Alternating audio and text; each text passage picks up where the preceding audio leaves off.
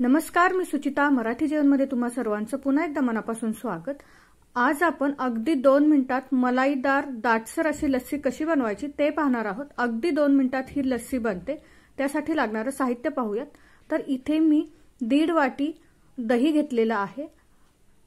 त्यानंतर आपण इथे आईस्क्रीम घेतला आहे. हे रेडीमेड आईस्क्रीम घेतला आहे. कुठल्याही फ्लेवरचं घेतलं तरी चालेल. चवीनुसार आपल्याला साखर घ्यायची आहे. त्यानंतर ड्रायफ्रुट्स घेतलेले आहेत. काळं मीठ घेतलेलं आहे आणि वेलदोड्याची पावडर घेतलेली आहे. आता हे साहित्य आपण घेतलेले आहे. तर मिक्सरच्या जारमध्ये मी इथे 1.5 वाटी दही घेणार आहे. जितकी लस्सी आपल्याला बनवायची आहे त्या प्रमाणात आपल्याला दही घ्यायचं आहे. तर साधारण 1.5 वाटी मी इथे दही घेतलेलं आहे.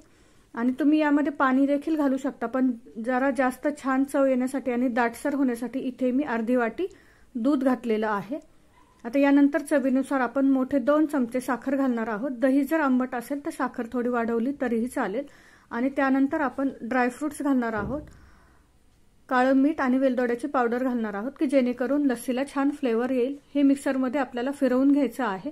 यामध्ये आपण जे घेतलेलं आईस्क्रीम आहे त्याचा खालचा भाग घ्यायचा आहे. वरचा भाग जो आहे तो डेकोरेशनसाठी आपल्याला वर वापरता येईल. त्यामुळे थोडंसं हाताने हे गरम करून आपल्याला खालचा जो भाग आहे आईस्क्रीमचा तो घ्यायचा आहे आणि तो आपण लस्सीमध्ये घालणार आहोत. त्याने काय होतं की छान लस्सी दाटसर क्रीमी होते, चवीला देखील छान होते. जर तुमच्याकडे आईस्क्रीम नसेल, नाही घातलं तरीही चालेल, पण जर असेल तर आवर्जून घाला. त्याने लस्सीची चव आणखी वाढते. आता हे मिक्सरला आपल्याला फिरून घ्यायचं आहे. अगदी 2 मिनिटात तुम्ही ते पाहू शकता. अगदी मार्केटमध्ये मिळते त्याच प्रकारची लस्सी आपली घरच्या घरी तयार होते. तर यानंतर आपण यावर कापलेले ड्रायफ्रूट घालणार आहोत. काजू, बदाम, पिस्ता तुम्ही जे अवेलेबल असेल ते घालू शकता. तुम्ही यावर टुटी फ्रुटी देखील घालू शकता. तर झटपट तयार आहे आपली मलाईदार लस्सी. रेसिपी कशी वाटली मला कमेंट करून नक्की कळवा. रेसिपी आवडली असेल तर चॅनलला सबस्क्राईब करा, व्हिडिओला लाईक करा, तुमच्या मित्रपरिवारासोबत शेअर करा. व्हिडिओ शेवटपर्यंत पाहिल्याबद्दल धन्यवाद.